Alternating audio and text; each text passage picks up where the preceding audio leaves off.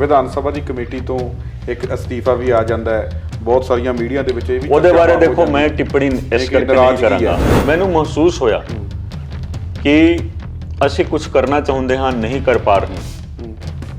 ਮੈਂ ਕਿਹਾ ਕਿ ਹੁਣ ਇਸ ਕਮੇਟੀ ਦਾ ਚੇਅਰਮੈਨ ਰਹਿਣ ਦਾ ਕੋਈ ਮਤਲਬ ਨਹੀਂ ਹੈ। ਮੈਂ ਕਿਹਾ ਕਿ ਚਲੋ ਜੀ मैं इस्तीफा दे देता, मौका मिलूगा, समा आऊगा, मैं हर चीज़ मैं दसांगा की होया, लेकिन आज मैं नहीं दसांगा, मैं विधान सभा ਦੇ ਵਿੱਚ दसांगा। ਅਸਤੀਫਾ ਦੇਣ ਤੋਂ ਬਾਅਦ ਕਿਸੇ ਨੇ ਅਪਰੋਚ ਕੀਤੀ ਕਿ ਕੁੰਵਰ ਜੀ ਇਦਾਂ ਨਾ ਕਰੋ। ਤੁਸੀਂ ਵਾਰ-ਵਾਰ ਇੱਕੋ ਹੀ ਗੱਲ ਕਹਿ ਰਹੇ ਹੋ ਕਿ ਇਨਸਾਫ ਜਿਹੜਾ ਉਹ ਹੁਣ ਨਹੀਂ ਮਿਲਣਾ। ਇਹ ਤੁਸੀਂ ਵਾਰ-ਵਾਰ ਕਿਉਂ ਕਹਿ ਰਹੇ ਹੋ ਜਦੋਂ ਵੀ ਤੁਸੀਂ ਬਾਈਬਲ ਕਲਾਂ 14 ਅਕਤੂਬਰ ਨੂੰ ਵੀ ਗਏ? देखो ये सिर्फ मैं ही नहीं बोलता हूँ, पंजाब के 3 करोड़ लोग बोलते हैं। मैं बिल्कुल क्लीयर बोलता हूँ कि जेकर साडी सरकार आई सी एक हफ्ते के अंदर अंदर कोई फैसला हो जाता, एक हफ्ता ही टाइम सी, मैं तुहानू क्लीयर कर इन्होंने ये स्ट्रेटजी बनाई सी कि दोषी परिवार के खिलाफ 2-4 लाइन लिख के चलान दे के अच्छा अदालत वालों बरी करवा दो जी। अच्छा तो कहानी कि अदालत इंसाफ मिल गया जी हैं, सानू गलत फसाया जा रहा सी, अदालत ने इंसाफ कर दिता। आज भी वो SIT उस मनसूबे के उत्ते काम कर, हिम्मत है SIT नूं गिरफ्तार करे दोषी परिवार नूं, ये नहीं करेंगे गिरफ्तार। जो स्ट्रेटजी उदों दी सीगी उस स्ट्रेटजी ते SIT काम कर। आज भी मैनू तो देखो लोग सवाल ही करते हैं कि तुहाडी सरकार है जी, लेकिन मैं बार बार यही कहना कि ठीक है मेरी सरकार है, मेरी पार्टी की सरकार है, मैं लेकिन MLA हाँ, मैं डिसीजन मेकर नहीं। जेकर एविडेंस है तुहाडे कोल तो तुसी गिरफ्तार करके दिखाओ, लेकिन हिम्मत नहीं है किसी दे विच। मैं बार बार बोलदा हाँ, मैं असैम्बली दे विच भी गल की, मैं देखो सिंसीयर हाँ, आज भी सिंसीयर हाँ। आज तो भी जेकर सिंसीयरली सीरीयसली काम शुरू किया जाए अदालतों तो भी इंसाफ मिल सकता है, लेकिन SIT वही है। ये होना चाहिए सी कि SIT ਨੂੰ तुरंत ਜਦੋਂ ਸਰਕਾਰ ਬਣੀ SIT ਨੂੰ ਰੀਕਨਸਟੀਟਿਊਟ ਕਰ ਦੇਣਾ ਚਾਹੀਦਾ। ਠੀਕ ਹੈ, ਕੋਟਕਪੂਰਾ ਵਾਲੀ ਜਿਹੜੀ ਰਿਪੋਰਟ ਹੈ ਉਹ ਖਾਰਜ ਹੋਈ, ਤੁਸੀਂ ਆਪਣੇ ਨਿੱਜੀ ਤੌਰ ਤੇ ਉਸ ਚੀਜ਼ ਨੂੰ ਬਚਾਉਣ ਦੀ ਕੋਸ਼ਿਸ਼ ਕਰ ਰਹੇ ਹੋ ਤੇ ਸਰਕਾਰ ਨੂੰ ਵੀ ਅਪੀਲ ਕੀਤੀ, ਤੁਸੀਂ ਕਿਹਾ ਹਲੇ ਉਹਦੇ ਤੇ ਸਰਕਾਰ ਦਾ ਰਿਪਲਾਈ ਕੋਈ ਨਹੀਂ। ਪਰ ਜਿਹੜੀ ਤੁਹਾਡੀ ਦੂਜੀ ਬਾਈਬਲ ਕਲਾਂ ਵਾਲੀ ਰਿਪੋਰਟ ਸੀ ਜਿਸ ਨੂੰ ਤੁਸੀਂ ਨਿੱਜੀ ਤੌਰ ਤੇ ਬਚਾਇਆ, ਸਰਕਾਰ ਉਹਦੇ ਤੇ ਟ੍ਰਾਇਲ ਕਿਉਂ ਨਹੀਂ ਚਲਾ? ਮੈਂ ਤਾਂ ਹੀ ਕਰ ਰਿਹਾ ਕਿ ਕੱਲ ਬੁੱਧਵਾਰ ਨੂੰ, ਠੀਕ ਹੈ, ਕੱਲ ਬੁੱਧਵਾਰ ਨੂੰ ਵੀ तरीक है, मैं भी जा सकता हाँ, मेरे वकील साहब तो लाजमी तौर पर जाएंगे, लेकिन तुसी देख लेना उन्होंने वकील नहीं जाएंगे। तुसी लिख लो डिले टैक्टिक्स चल रही, तो दोषियों को डर सी कि ये इन्ने गवाह ने, डॉकूमेंट्स है और हर चीज़ सर्कुमस्टांशियल एविडेंस एक बड़े परिवार दे बल जा रहा सी और क्लीयर कट इन्हों का थां ते ना सीगा जी। ठीक है जी, जो दोषी परिवार जिन्होंने पंजाब के लोग दोषी परिवार बोलते हैं, मैं भी दोषी परिवार ही बोलता हूँ। मैं बार बार बोलता हूँ कि डॉक्टर अंबेडकर का फोटो लगाना बहुत आसान है, लेकिन संविधान को पढ़ना समझना तो उहदे अमल करना बहुत कठिन काम होता है जी, बहुत कठिन काम। और मैं यकीनी तौर पर कह सकता हूँ कि जेकर रिपोर्ट नहीं खारिज करवाउंदे कैप्टन अमरिंदर सिंह तो मैं नौकरी दे विच होना सी, और आज चीफ मिनिस्टर भी कैप्टन अमरिंदर सिंह।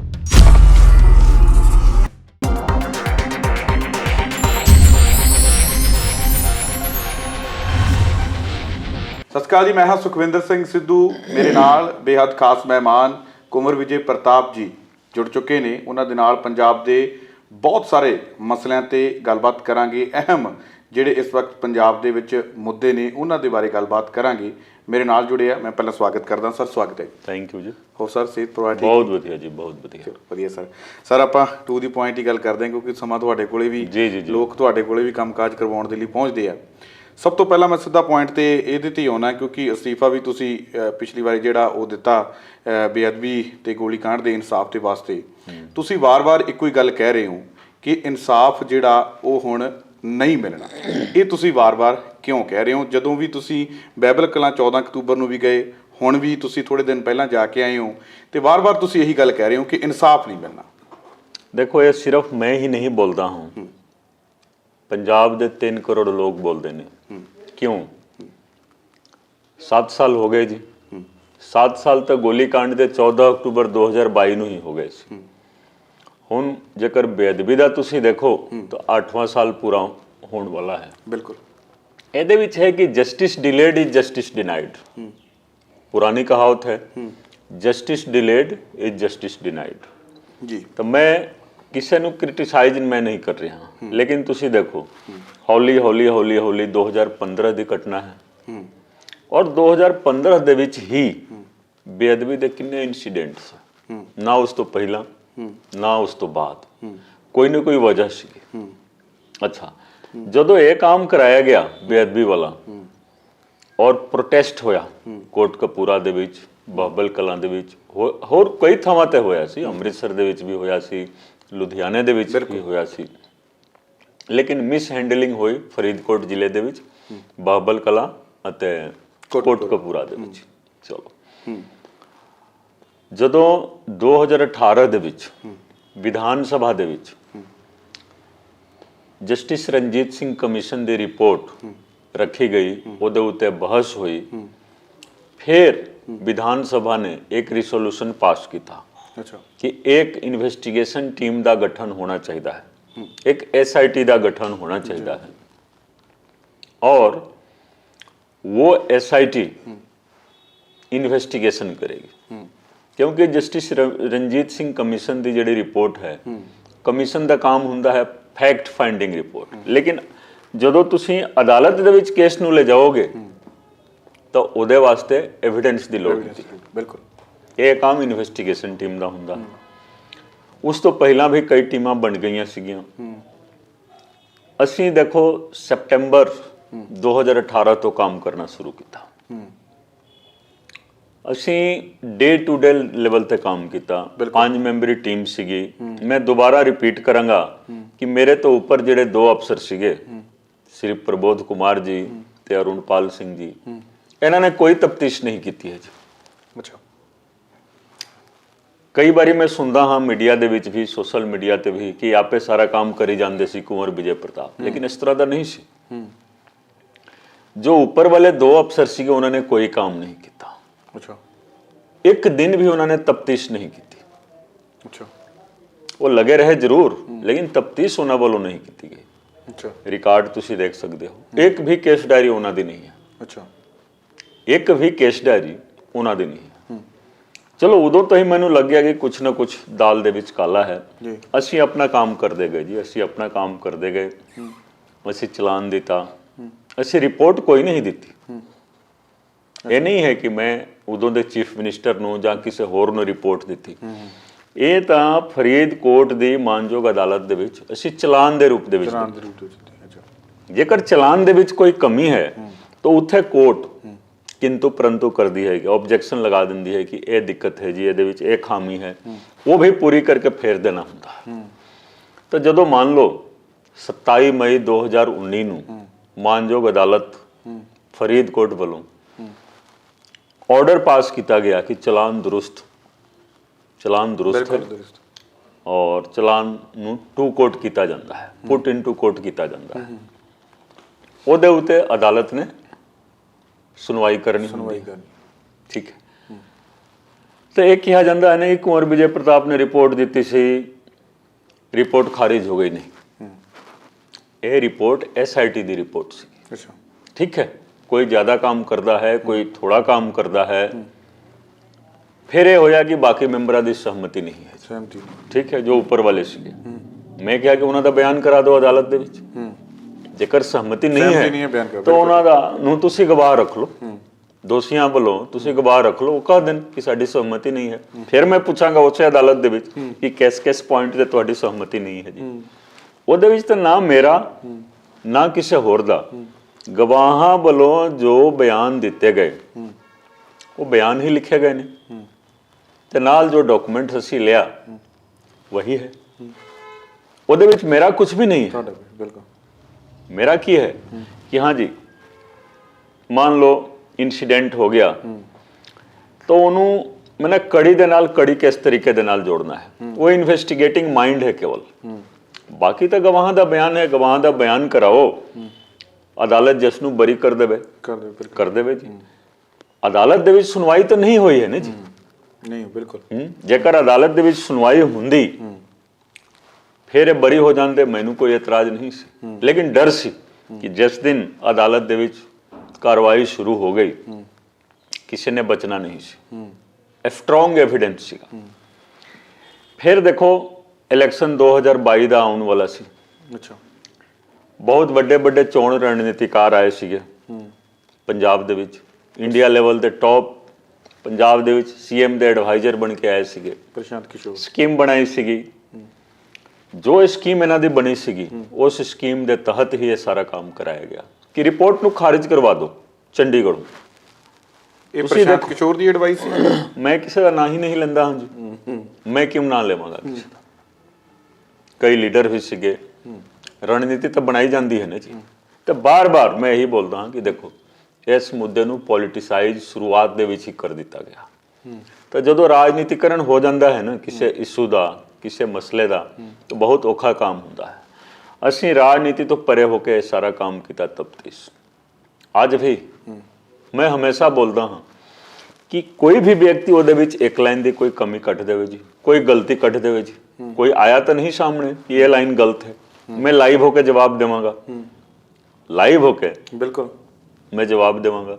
कोई पॉइंट आउट कर देवे कि हाँ ये लाइन गलत है, क्योंकि ਉਹਦੇ ਵਿੱਚ मेरा कुछ है ही नहीं।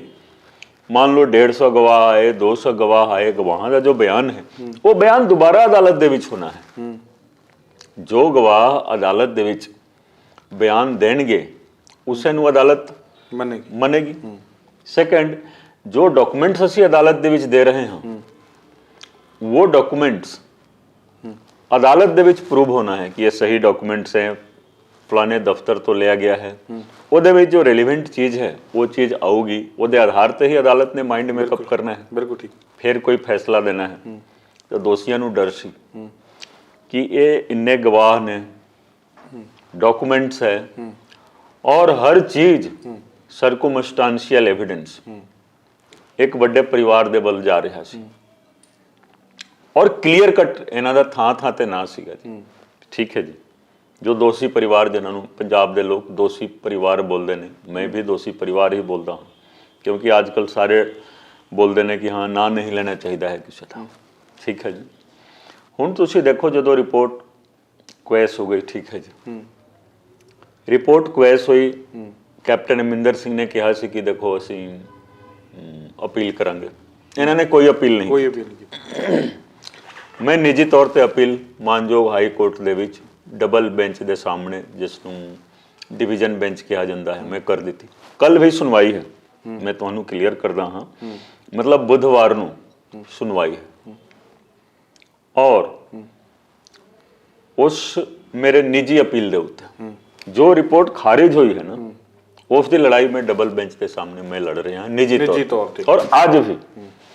ਲੇਕਿਨ ਜਦੋਂ ਸਾਡੀ ਸਰਕਾਰ ਬਣੀ ਸੀ, ਦੂਸਰੇ ਦਿਨ ਹੀ ਮੈਂ ਮਾਨਯੋਗ ਸੀਐਮ ਸਾਹਿਬ ਨੂੰ ਮਿਲ ਕੇ ਇੱਕ ਚਿੱਠੀ ਵੀ ਦਿੱਤੀ ਸੀ ਕਿ ਹੁਣ ਸਰਕਾਰ ਮੇਰੇ ਵੱਲ ਆ ਜਾਵੇ। ਤੁਹਾਡੇ ਨਾਲ ਵਾਅਦਾ ਵੀ ਕੀਤਾ ਗਿਆ ਸੀਗਾ। ਚਲੋ ਵਾਅਦੇ ਦੀ ਗੱਲ ਮੈਂ ਉਹ ਤੁਹਾਨੂੰ ਜ਼ਿਆਦਾ ਪਤਾ ਹੈ, ਔਰ ਮੇਰੀ ਇਹ ਬੇਨਤੀ ਸੀਗੀ ਕਿ ਰਿਟਨ ਇਨ ਰਾਈਟਿੰਗ ਮੈਂ ਦਿੱਤਾ ਸੀ ਕਿ ਹੁਣ ਇਹ ਅਪੀਲ ਤੁਸੀਂ ਜੁਆਇਨ ਕਰ ਲਓ। Kunwar Vijay Pratap versus state of Punjab ਹੈ। ਬਿਲਕੁਲ। तो मैं कैप्टन अमरिंदर सिंह के खिलाफ तो लड़दा आ रहा, मैं बचा लिया। उदों तक बहुत कोशिश की गई सी रिट नूं डिसमिस कराउण दी, लेकिन मैं बचाया। मान लो अप्रैल दे विच खारिज हुई, जून तक मैं लगा दिता सी, मार्च महीने तक मैं लैके आया सी। हुण मैं बेनती की कि सरकारी तौर पर लड़ लो। चलो आज तक उहदे उत्ते कोई मेरे लेटर दे उत्ते फैसला नहीं होया। दूसरी गल तुसीं देखो, जदों भी कोई केस खराब हो जाता है तो जो इंसाफ आम पब्लिक सोचती है ना कि अदालत दे राही इंसाफ हो जाऊगा, जेकर मान लो आधे तो ज्यादा गवाह हुण जां तां कईयां दी डेथ हो गई, कई बीमार हो गए, कईयां दा इंटरस्ट ही खत्म हो गया, कई डर भी जांदे। तो जदों कई डर जांदे ने, कईयां नूं डरा लिया जांदा है, ते अदालत दे विच फैसला गवाहां दे बयानां दे आधार ते होना है जी। गवाह नूं मैनेज करन दा टाइम, गवाह नूं मैनेज करन दा टाइम 1 साल भी। मैं बिल्कुल क्लीयर बोलदा हां कि जेकर ਸਾਡੀ ਸਰਕਾਰ ਆਈ ਸੀ, 1 ਹਫ਼ਤੇ ਦੇ ਅੰਦਰ ਅੰਦਰ ਕੋਈ ਫੈਸਲਾ ਹੋ ਜਾਂਦਾ। 1 ਹਫ਼ਤਾ ਹੀ ਟਾਈਮ ਸੀ। ਮੈਂ ਤੁਹਾਨੂੰ ਕਲੀਅਰ ਕਰਦਾ ਹਾਂ, ਸ਼ੁਰੂਆਤ ਦੇ ਵਿੱਚ 10 ਤਰੀਕ ਨੂੰ ਮੰਨ ਲਓ ਜਨਤਾ ਨੇ ਮੈਂਡੇਟ ਦੇ ਦਿੱਤਾ, ਮਾਰਚ ਮਹੀਨੇ ਦੇ ਵਿੱਚ 11 ਤਰੀਕ ਤੋਂ ਲੈ ਕੇ 18 ਤਰੀਕ ਤੱਕ ਸਾਡੇ ਕੋਲ ਇਹੀ ਟਾਈਮ ਸੀਗਾ। ਚਲੋ 16 ਨੂੰ ਸੌਂ ਚੁੱਕੀ ਸੀ, ਚਲੋ ਮੈਨੇ 1 ਹਫ਼ਤੇ ਦਾ ਟਾਈਮ ਸੀਗਾ। ਜੇਕਰ SIT ਆਪਣੇ ਪੁਰਾਣੇ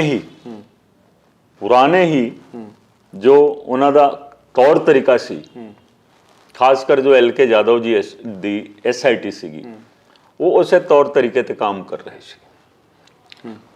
ਉੱਥੇ ਪਤਾ ਲੱਗ ਗਿਆ SIT ਨੂੰ ਵੀ, SIT ਨੇ ਕੁਝ ਕੀਤਾ ਤਾਂ ਨਹੀਂ, ਔਰ ਦੋਸ਼ੀਆਂ ਨੂੰ ਵੀ ਤੇ ਗਵਾਹਾਂ ਨੂੰ ਮੈਨੇਜ ਕਰਨ ਦੇ ਵਿੱਚ ਕਾਮਯਾਬ ਹੋਏ ਦੋਸ਼ੀ। ਤੁਸੀਂ ਸ਼ੁਰੂਆਤ ਦੇ ਵਿੱਚ ਵੀ ਇਹ ਗੱਲ ਬਾਰ-ਬਾਰ ਕਹਿਣ ਲੱਗੇ ਸੀਗੇ ਕਿ ਇਹ ਜਿਹੜੀ SIT ਹੈ ਇਹ ਕੈਪਟਨ ਅਮਰਿੰਦਰ ਸਿੰਘ ਦੀ ਬਣਾਈ ਹੋਈ ਹੈ, ਇਹ ਵੀ ਇਨਸਾਫ ਜਿਹੜੀ ਨਹੀਂ ਦਵਾ ਸਕਦੇ। ਇਹਦੇ ਵਿੱਚ ਕੀ ਰਾਜ ਹੈ? ਕੈਪਟਨ ਅਮਰਿੰਦਰ ਸਿੰਘ ਨੇ, ਮੈਂ ਤੁਹਾਨੂੰ ਕਾਗਜ਼ ਦਿਖਾ ਦੇਵਾਂਗਾ, ਕੈਪਟਨ ਅਮਰਿੰਦਰ ਸਿੰਘ ਨੇ ਉਸ ਸਟ੍ਰੈਟਜੀ ਤੇ ਕੰਮ ਕੀਤਾ ਜੋ ਸਟ੍ਰੈਟਜੀ ਮੇਕਰਸ ਨੇ, ਚੋਣ ਰਣਨੀਤੀਕਾਰਾਂ ਨੇ ਬਣਾਇਆ ਸੀ।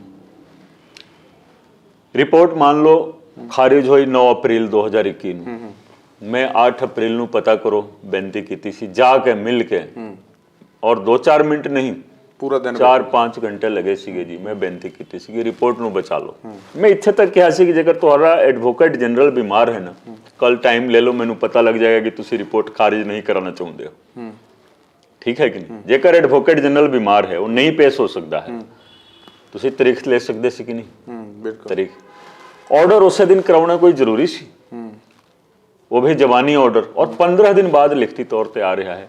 ਇਸ ਮੁਲਕ ਦੇ ਸੰਵਿਧਾਨ ਦੇ ਵਿੱਚ ਇਹ ਨਹੀਂ ਲਿਖਿਆ ਹੋਇਆ ਕਿ ਅੱਜ ਆਰਡਰ ਸੁਣਾ ਦਿਓ ਤੇ 15 ਦਿਨ ਬਾਅਦ ਲਿਖਤੀ ਆਰਡਰ ਆਵੇ ਜੀ। ਇਸ ਪੁਆਇੰਟ ਤੇ ਵੀ ਅਸੀਂ ਚੈਲੰਜ ਕੀਤਾ ਹੋਇਆ। ਹੁਣ ਤੁਸੀਂ ਦੇਖੋ, ਕੈਪਟਨ ਅਮਰਿੰਦਰ ਸਿੰਘ ਦਾ ਸੀਗਾ ਕਿ ਦੋਸ਼ੀਆਂ ਨੂੰ ਬਚਾ ਲੈਣਾ ਹੈ।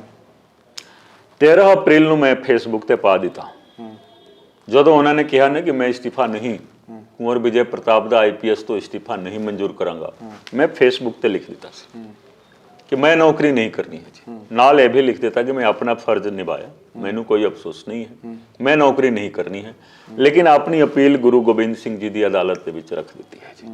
ਔਰ ਉੱਥੇ ਇਨਸਾਫ ਹੋਣਾ ਹੈ, ਲਾਜ਼ਮੀ ਤੌਰ ਤੇ ਹੋਣਾ ਹੈ। ਕਲੀਅਰ? ਅੱਜ ਵੀ ਤੁਸੀਂ ਫੇਸਬੁੱਕ ਤੇ ਦੇਖ ਸਕਦੇ ਹੋ, ਉਹਦੇ ਵਿੱਚ ਕੋਈ ਮਤਲਬ ਐਡੀਟਿੰਗ ਵੀ ਨਹੀਂ ਹੋ ਸਕਦੀ ਹੈ, ਠੀਕ ਹੈ। ਕੋਈ ਐਡੀਟਿੰਗ ਕਰਦਾ ਵੀ ਹੈ ਤਾਂ ਪਤਾ ਲੱਗ ਜਾਏਗਾ ਜੀ ਕਿ ਐਡੀਟਿੰਗ ਹੋਈ ਹੈ। ਉਹਦਾ ਸਕਰੀਨਸ਼ਾਟ ਵੀ ਲੋਕਾਂ ਦੇ ਕੋਲ ਹੁੰਦਾ ਹੈ। ਤਾਂ ਮੈਂ ਗੁਰੂ ਗੋਬਿੰਦ ਸਿੰਘ ਜੀ ਦੀ ਅਦਾਲਤ ਦੇ ਵਿੱਚ ਕਿਉਂ ਆਪਣੀ ਅਪੀਲ ਰੱਖੀ ਸੀ ਕਿ ਮੈਂ ਦੇਖਿਆ ਕਿ ਸਾਰੇ ਦਰਵਾਜ਼ੇ ਬੰਦ ਹੋ ਗਏ ਇਨਸਾਫ ਦੇ, ਤਾਂ ਮੈਂ ਕਿਹਾ ਕਿ ਇੱਕ ਦਰਵਾਜ਼ਾ ਹੈ ਇਨਸਾਫ ਦਾ, ਉਹ ਪਰਮਾਤਮਾ ਦਾ ਹੁੰਦਾ ਹੈ। ਬੇਅਦਬੀ ਗੁਰੂ ਗ੍ਰੰਥ ਸਾਹਿਬ ਜੀ ਦੀ ਹੋਈ ਹੈ। ਗੁਰੂ ਗ੍ਰੰਥ ਸਾਹਿਬ ਜੀ ਨੂੰ ਗੁਰੂ ਦਾ ਦਰਜਾ ਗੁਰੂ ਗੋਬਿੰਦ ਸਿੰਘ ਜੀ ਨੇ ਦਿੱਤਾ, ਤੇ ਇਨਸਾਫ ਕਿੱਥੋਂ ਹੋਣਾ ਹੈ? ਗੁਰੂ ਗੋਬਿੰਦ ਸਿੰਘ ਜੀ ਕਰਨਗੇ। ਸਟ੍ਰੈਟਜੀ ਬਣੀ ਸੀ। ਤੁਸੀਂ ਜਿਹੜਾ ਸਵਾਲ ਕੀਤਾ, ਬਾਰ-ਬਾਰ ਤੁਸੀਂ ਬੋਲਦੇ ਹੋ, ਹਾਈ ਕੋਰਟ ਨੇ ਆਰਡਰ ਕੀਤਾ ਕਿ ਇੱਕ SIT ਨਵੀਂ ਬਣਾਈ ਜਾਵੇ ਜਿਹਦੇ ਵਿੱਚ ਕੁੰਵਰ ਵਿਜੇ ਪ੍ਰਤਾਪ ਨਹੀਂ ਹੋਣਗੇ, ਠੀਕ ਹੈ। ਨਾਲ ਹਾਈ ਕੋਰਟ ਦਾ ਇਹ ਵੀ ਸੀਗਾ ਕਿ ਉਸ SIT ਦਾ ਮੁਖੀ ADGP ਰੈਂਕ ਦਾ ਹੋਵੇ ਘੱਟੋ ਘੱਟ।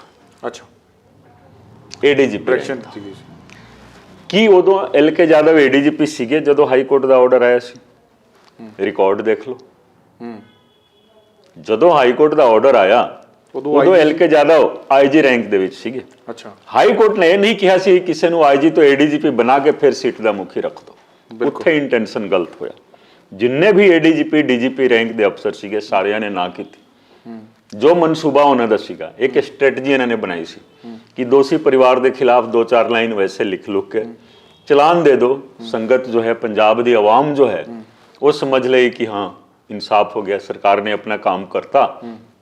2-4 ਮਹੀਨਿਆਂ ਦੇ ਵਿੱਚ ਅਦਾਲਤ ਤੇ ਇਹਨਾਂ ਨੂੰ ਬਰੀ ਕਰਾ ਦਿਓ। 2 ਫਾਇਦੇ ਹੋ ਗਏ। ਜੇਕਰ ਇਹ ਬਰੀ ਹੋ ਗਏ ਤਾਂ ਉਹਨਾਂ ਦੇ ਨਾਲ ਮਿਲ ਕੇ ਤੁਸੀਂ ਸਰਕਾਰ ਵੀ ਬਣਾ ਸਕਦੇ ਸੀ। ਤੁਸੀਂ ਵੀ ਕਹਿ ਸਕਦੇ ਸੀ ਕਿ ਇਹ ਤਾਂ ਬਰੀ ਹੋ ਗਏ ਜੀ, ਅਸੀਂ ਕੀ ਕਰੀਏ ਜੀ, ਅਸੀਂ ਤਾਂ ਚਲਾਨ ਕੀਤਾ ਸੀ। ਕਿਉਂਕਿ ਉਦੋਂ ਆંકੜਾ ਇਹੀ ਆ ਰਿਹਾ ਸੀ ਕਿਸੇ ਨੂੰ ਬਹੁਮਤ ਨਹੀਂ ਮਿਲਣ ਜਾ ਰਿਹਾ ਹੈ, ਠੀਕ ਹੈ ਜੀ।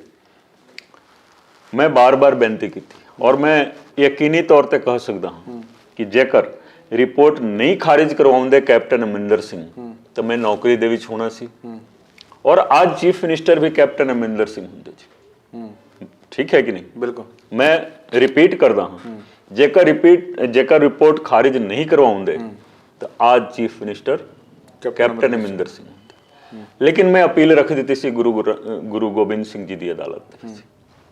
ਇਹਨਾਂ ਨੇ ਕੀ ਕੀਤਾ, ਜਿੰਨੇ ਵੀ ਉਦੋਂ ADGP ਰੈਂਕ ਦੇ ਅਫਸਰ ਸੀਗੇ, DGP ਰੈਂਕ ਦੇ ਅਫਸਰ ਸੀਗੇ, ਜੋ ਇਹਨਾਂ ਦੀ ਸਟ੍ਰੈਟਜੀ ਸੀਗੀ ਉਹਦੇ ਉੱਤੇ ਚੱਲਣ ਤੇ ਉਹਨਾਂ ਨੇ ਨਾ ਕਰ ਦਿੱਤਾ ਜੀ। ਫਿਰ ਇਹਨਾਂ ਨੇ ਆਪਣਾ ਇੱਕ ਸਿਸਟਮ ਬਣਾਇਆ ਕਿ ਚਲੋ ਕਿਉਂ ਨਾ IG ਤੋਂ ADGP ਪ੍ਰਮੋਟ ਕਰ ਦੇਣੇ। ਬਿਲਕੁਲ ਹਾਈ ਕੋਰਟ ਨੇ ਇਹ ਨਹੀਂ ਕਿਹਾ ਸੀ। ਤਾਂ ਉਹਦੇ ਵਿੱਚ LK ਯਾਦਵ ਨੂੰ ਇਹਨਾਂ ਨੇ ਪ੍ਰਮੋਟ ਕੀਤਾ। LK ਯਾਦਵ ਨੂੰ ਪ੍ਰਮੋਸ਼ਨ ਦੇਣ ਵਾਸਤੇ ਉਹਨਾਂ ਦਾ 96 ਬੈਚ ਹੈ, 95 ਬੈਚ ਨੂੰ ਵੀ ਪ੍ਰਮੋਟ ਕਰਨਾ ਪਿਆ। 95 ਬੈਚ ਦੀ ਲੋਟਰੀ ਨਿਕਲ ਆਈ। ਕਾਫੀ ਸਮਾਂ ਤੋਂ ਉਹਨਾਂ ਦੀ ਪ੍ਰਮੋਸ਼ਨ ਰੁਕੀ ਹੋਈ ਸੀ, ਲੇਕਿਨ ਸਿਰਫ ਇੱਕ LK ਯਾਦਵ ਨੂੰ ADGP ਬਣਾਉਣ ਵਾਸਤੇ 95 ਬੈਚ ਨੂੰ ਵੀ ਪ੍ਰਮੋਟ ਕੀਤਾ ਗਿਆ। ਇੱਥੇ ਇੰਟੈਂਸ਼ਨ ਮਾੜਾ ਨਹੀਂ ਹੋ ਗਿਆ? ਤੁਸੀਂ ਦੱਸੋ। ਮੈਂ ਬੋਲਾਂਗਾ ਤਾਂ ਕਹੋਗੇ ਕਿ ਦੇਖੋ ਜੀ ਕੁੰਵਰ ਵਿਜੇ ਪ੍ਰਤਾਪ ਬੋਲਦਾ ਹੈ, ਲੇਕਿਨ ਸੱਚਾਈ ਹੈ ਜੀ। ਮੈਂ ਪੰਜਾਬ ਦੇ ਆਵਾਮ ਦੇ ਹੱਕ ਸੱਚ ਦੀ ਗੱਲ ਕਰਨੀ ਹੈ ਜੀ। LK ਯਾਦਵ ਨੂੰ ਇਸ ਲਈ ਕਰਕੇ ਪ੍ਰਮੋਟ ਕੀਤਾ ਹੈ, ਆਪਣੇ ਹਿਸਾਬ ਦੇ ਨਾਲ ਕੰਮ ਕਰਾਇਆ ਗਿਆ। SIT ਦਾ ਮੁਖੀ ਬਣਾਉਣ ਵਾਸਤੇ ਉਹਨਾਂ ਨੂੰ ਪ੍ਰਮੋਟ ਕੀਤਾ ਗਿਆ ਤੇ 2 ਦਿਨ ਬਾਅਦ ਆਰਡਰ ਹੋ ਗਿਆ। ਉਹ ਸਭ ਤੋਂ ਥੱਲੇ ਸੀਗੇ ਗ੍ਰੇਡੇਸ਼ਨ ਲਿਸਟ ਦੇ ਵਿੱਚ। ਅੱਜ ਵੀ ਤੁਸੀਂ ਦੇਖੋ, ਆਨਲਾਈਨ ਅਵੇਲੇਬਲ ਹੈ, ਪੰਜਾਬ ਪੁਲਿਸ ਦੀ ਵੈਬਸਾਈਟ ਤੇ ਜਾਓ, ਜਾ ਕੇ ਦੇਖ ਲਓ। ਉਹ ਸਭ ਤੋਂ ਥੱਲੇ ADGP ਸੀਗੇ, ਜੂਨੀਅਰ ਮੋਸਟ ADGP, ਜਿਨ੍ਹਾਂ ਨੇ ਓਕੇ ਕਰ ਦਿੱਤਾ। ਲੇਕਿਨ ਇਨਸਾਫ ਚੱਲ ਰਿਹਾ ਹੈ। ਮੈਂ ਬਾਰ-ਬਾਰ ਬੋਲਦਾ ਹਾਂ ਨਾ ਕਿ ਉੱਥੇ ਟ੍ਰਾਇਲ ਰੋਜ਼ਾਨਾ ਤੌਰ ਤੇ ਚੱਲ ਰਿਹਾ ਹੈ। 3 ਅਪ੍ਰੈਲ ਦੀ ਘਟਨਾ ਹੈ ਜਦੋਂ ਮੈਂ ਰਿਜ਼ਾਈਨ ਕੀਤਾ ਜੀ। ਬਿਲਕੁਲ। ਔਰ ਸਤੰਬਰ ਮਹੀਨੇ ਦੇ ਵਿੱਚ ਕੈਪਟਨ ਸਾਹਿਬ ਨੂੰ ਰਿਜ਼ਾਈਨ ਕਰਨਾ ਪਿਆ। ਇਹ ਵੀ ਇੱਕ ਇਨਸਾਫ ਹੈ। ਇਹ ਇਨਸਾਫ ਚੱਲਣਾ ਹੈ ਜੀ। ਇਹ ਟ੍ਰਾਇਲ ਵੀ ਚੱਲਣਾ ਹੈ, ਪਤਾ ਨਹੀਂ ਕਈ ਸਾਲਾਂ ਤੱਕ ਚੱਲਣਾ ਹੈ ਜੀ। ਪਰ ਹੁਣ ਤਾਂ ਸਰ ਮੇਰੀ ਗੱਲ ਤਾਂ ਸੁਣ ਲਓ। ਜਿਸ ਇਨਸਾਫ ਦੀ ਗੱਲ ਮੈਂ ਕਰ ਰਿਹਾ ਨਾ ਜੀ, ਉਹ ਗੁਰੂ ਗੋਬਿੰਦ ਸਿੰਘ ਜੀ ਨੇ ਕਰਨਾ ਹੈ। ਮੈਂ ਸਰਹਿੰਦ ਦੇ ਉਸ ਦੀਵਾਰ ਦੀ ਵੀ ਗੱਲ ਕੀਤੀ ਸੀ। ਬਿਲਕੁਲ, ਕਿ ਇਨਸਾਫ ਉੱਥੋਂ ਮਿਲਣਾ ਹੈ। ਤੁਸੀਂ ਅੱਜ ਜੋ ਕਰ ਰਹੇ ਹੋ ਨਾ, ਉਹ ਦੀਵਾਰ ਦੇ ਉੱਤੇ ਲਿਖੀ ਜਾਂਦੀ ਹੈ। ਠੀਕ ਹੈ ਨਾ? ਤੁਸੀਂ ਜੋ ਮਰਜ਼ੀ ਕਰ ਲਓ, ਲੋਕੀ ਜਾਣਦੇ ਨੇ, ਉੱਥੇ ਜਾ ਕੇ ਖੜ ਕੇ ਫੋਟੋ ਖਿਚਾ ਕੇ ਮੱਥਾ ਟੇਕ ਕੇ ਸੋਸ਼ਲ ਮੀਡੀਆ ਤੇ ਪਾ ਦਿੰਦੇ ਨੇ। ਬੋਲੋ। ਬਿਲਕੁਲ।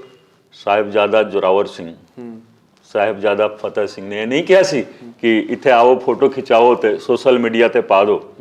ਇਹ ਨਹੀਂ ਕਿਹਾ ਸੀ। ਉਹਨਾਂ ਨੇ ਕਿਹਾ ਸੀ ਕਿ ਹੱਕ ਸੱਚ ਦੀ ਲੜਾਈ ਲੜੋ, ਲੜਾਈ ਲੜੋ। ਮੈਂ ਵੀ ਜਾਣਦਾ ਹਾਂ, ਲੇਕਿਨ ਮੇਰਾ ਤੁਸੀਂ ਨਹੀਂ ਦੇਖੋਗੇ ਕਿ ਸੋਸ਼ਲ ਮੀਡੀਆ ਦੇ ਉੱਤੇ ਕੋਈ ਬਿਲਕੁਲ ਜਾਂ ਮੈਂ ਕਿਸੇ ਮੀਡੀਆ ਦੇ ਵਿੱਚ, ਅਖਬਾਰ ਦੇ ਵਿੱਚ ਨਹੀਂ ਦਿੰਦਾ ਹਾਂ ਕਿ ਮੈਂ ਜਾ ਕੇ ਉੱਥੇ ਮੱਥਾ ਟੇਕ ਕੇ ਆਇਆ। ਉੱਥੇ ਜਾਓ ਤਾਂ ਸਬਕ ਲੈ ਕੇ ਆਓ। ਠੀਕ ਹੈ? ਉਹਨਾਂ ਨੇ ਜਿਸ ਮਕਸਦ ਵਾਸਤੇ ਲੜਾਈ ਲੜੀ ਸੀ, 9 ਸਾਲ 7 ਸਾਲ ਦੀ ਉਮਰ ਸੀਗੀ, ਲੜਾਈ ਲੜੋ। ਤਾਂ ਮੈਂ ਬਾਰ-ਬਾਰ ਇਹੀ ਰਿਪੀਟ ਕਰਦਾ ਹਾਂ ਕਿ ਇਹ ਜਿਹੜੀ ਲੜਾਈ ਹੈ ਨਾ, ਇਹ ਲੜਾਈ ਮੇਰੀ ਨਹੀਂ ਹੈ, ਇਹ ਪੰਜਾਬ ਦੇ ਲੋਕਾਂ ਦੀ ਲੜਾਈ ਹੈ। ਬਿਲਕੁਲ। ਲੇਕਿਨ ਕਿਸੇ ਨਾ ਕਿਸੇ ਨੂੰ ਆਗੇ ਚੱਲ ਕੇ ਲੜਨਾ ਪਵੇਗਾ। ਤਾਂ ਮੈਂ ਦੇਖੋ 9 ਅਪ੍ਰੈਲ ਨੂੰ ਰਿਜ਼ਾਈਨ ਕਰ ਦਿੱਤਾ। ਮੈਨੂੰ ਲੱਗ ਗਿਆ ਕਿ ਨਹੀਂ, ਹੁਣ ਟਾਈਮ ਆ ਗਿਆ ਹੈ ਕਿ ਨੌਕਰੀ ਦੇ ਵਿੱਚ ਰਹਿ ਕੇ ਅਸੀਂ ਇਹ ਲੜਾਈ ਨਹੀਂ ਲੜ ਸਕਦੇ। ਕੋਈ ਰਾਜਨੀਤਿਕ ਨਹੀਂ ਸੀਗਾ।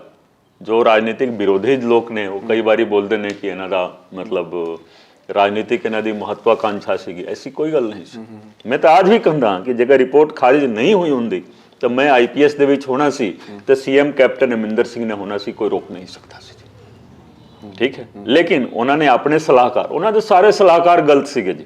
ਮੈਂ ਕਿਹਾ ਸੀ ਕਿ ਇਹਨਾਂ ਦੀ ਗੱਲ ਨਾ ਸੁਣੋ, ਤੁਸੀਂ ਮੇਰੀ ਗੱਲ ਸੁਣੋ, ਕਿਉਂਕਿ ਇਹ ਸਲਾਹਕਾਰ ਉਦੋਂ ਤੱਕ ਪਾਵਰ ਦੇ ਵਿੱਚ ਨੇ ਜਦੋਂ ਤੱਕ ਤੁਹਾਡੇ ਕੋਲ ਪਾਵਰ ਹੈ। ਬਿਲਕੁਲ। ਜਿਸ ਦਿਨ ਤੁਹਾਡਾ ਪਾਵਰ ਗਿਆ, ਇਹ ਸਾਰੇ ਭੱਜ ਜਾਣਗੇ ਜੀ। ਤੇ ਫਿਰ ਇਹ ਮਿਲਣਗੇ ਨਹੀਂ। ਤੁਸੀਂ ਇਹਨਾਂ ਨੂੰ ਸਦੋਗੇ, ਇਹਨਾਂ ਨੇ ਮਿਲਣਾ ਨਹੀਂ। ਕਿਉਂਕਿ ਸਾਡੀ ਬਿਊਰੋਕ੍ਰੇਸੀ ਦੇ ਵਿੱਚ ਜਾਂ ਜੋ ਸਲਾਹਕਾਰ ਮੰਡਲ ਹੁੰਦਾ ਹੈ, ਇਹ ਹਰ ਪਾਸੇ ਆਪਣਾ ਲਿੰਕ ਰੱਖਦੇ ਨੇ। ਠੀਕ ਹੈ? ਦੇਖੋ, ਜਦੋਂ ਕੇਸ ਖਰਾਬ ਹੋ ਗਿਆ ਤੇ ਇਨਸਾਫ ਉੱਥੋਂ ਮਿਲਣਾ। ਇਹ ਨਾ ਸੋਚੋ ਕਿ ਦੇਖੋ ਜੀ ਇਧਰ ਬਣ ਗਿਆ, ਉਧਰ SIT ਬਣ ਗਈ। ਤੇ ਜਦੋਂ LK ਯਾਦਵ ਨੂੰ ADGP ਬਣਾ ਦਿੱਤਾ, LK ਯਾਦਵ ਨੇ ਕੀਤਾ ਕੀ ਦੱਸੋ ਨਾ। ਅਪ੍ਰੈਲ ਦੇ ਵਿੱਚ ਚਲੋ ਰਿਪੋਰਟ ਖਾਰਿਜ ਹੋਈ, ਮਈ ਮਹੀਨੇ ਦੇ ਵਿੱਚ ਉਹਨਾਂ ਦੀ SIT ਬਣ ਗਈ। 2021 ਦੇ ਵਿੱਚ, ਇਹ 2023 ਆ ਗਿਆ ਜੀ। ਬਿਲਕੁਲ। ਕੰਮ 2 ਮਹੀਨੇ ਦਾ ਸੀਗਾ, ਕਿਉਂਕਿ ਸਾਡੇ ਸਾਹਮਣੇ ਤਾਂ ਗਵਾਹ ਵੀ ਨਹੀਂ ਸੀਗੇ। ਸੁਣੋ, ਅਸੀਂ ਤਾਂ ਲਵ ਕੇ ਗਵਾਹ ਲਿਆਉਂਦੇ ਸੀ। ਅਸੀਂ ਲਵ ਕੇ ਕਾਗਜ਼ ਲਿਆਉਂਦੇ ਸੀ ਕਿ ਇਹ ਦੇਖੋ, ਕਿਸੇ ਦਾ MLR, ਮੰਨ ਲਓ ਕਿਸੇ ਨੂੰ ਗੋਲੀ ਲੱਗੀ ਹੈ, ਉਹਦਾ MLR ਨਹੀਂ ਮਿਲਦਾ ਸੀ।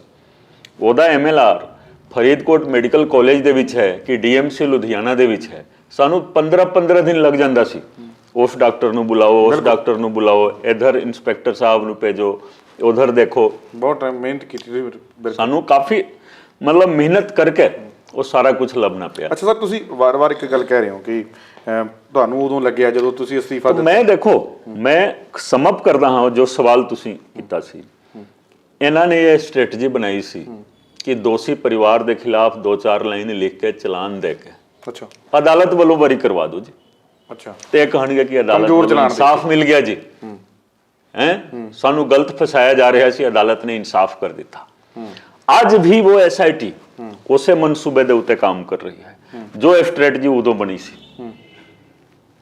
ਅੱਛਾ, ਉਦੋਂ ਜੋ ਬਣੀ ਸੀ ਨਾ, आज भी ये SIT वही काम करोगी। तुसी देख लेना कि 2-4 लाइन इधर उधर बयान लिख के चलो जी चलान दे दो। हिम्मत है SIT ਨੂੰ ਤਾਂ गिरफ्तार करे दोषी परिवार ਨੂੰ, ਇਹ ਨਹੀਂ ਕਰਨਗੇ गिरफ्तार।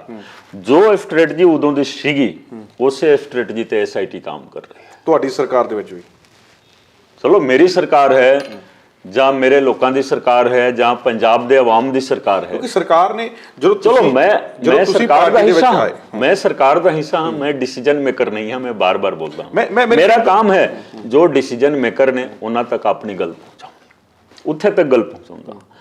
ਲੇਕਿਨ ਉਹ SIT ਉਸੇ ਸਟ੍ਰੈਟਜੀ ਤੇ ਕੰਮ ਕਰ ਰਹੀ ਹੈ। ਤੁਸੀਂ ਦੇਖ ਲੈਣਾ, ਤੁਸੀਂ ਵਾਰ-ਵਾਰ ਇਹ ਗੱਲ ਕਹਿੰਦੇ ਰਹੇ ਹੋ। ਛੋਟਾ ਮੋਟਾ ਇੱਕ ਚਲਾਨ ਦੇ ਦੇਣਗੇ, ਸੁਖਰਾਜ ਸਿੰਘ ਕਹੇਗਾ ਕਿ ਇਨਸਾਫ ਮਿਲ ਗਿਆ, ਉਹਨੂੰ ਕਿਹਾ ਜਾਏਗਾ ਕਿ ਦੇਖੋ ਜੀ ਇੱਥੇ ਦੇਖੋ ਅਸੀਂ ਚਲਾਨ ਦੇ ਦਿੱਤਾ ਜੀ, ਹੋ ਗਿਆ। ਕਿਉਂ? ਜੇਕਰ ਐਵੀਡੈਂਸ ਹੈ ਤੁਹਾਡੇ ਕੋਲ ਤਾਂ ਤੁਸੀਂ ਗ੍ਰਿਫਤਾਰ ਕਰਕੇ ਦਿਖਾਓ। ਲੇਕਿਨ ਹਿੰਮਤ ਨਹੀਂ ਹੈ ਕਿਸੇ ਦੇ ਵਿੱਚ। ਮੈਂ ਬਾਰ-ਬਾਰ ਬੋਲਦਾ ਹਾਂ, ਮੈਂ ਅਸੈਂਬਲੀ ਦੇ ਵਿੱਚ ਵੀ ਗੱਲ ਕੀਤੀ। ਕਿਉਂ?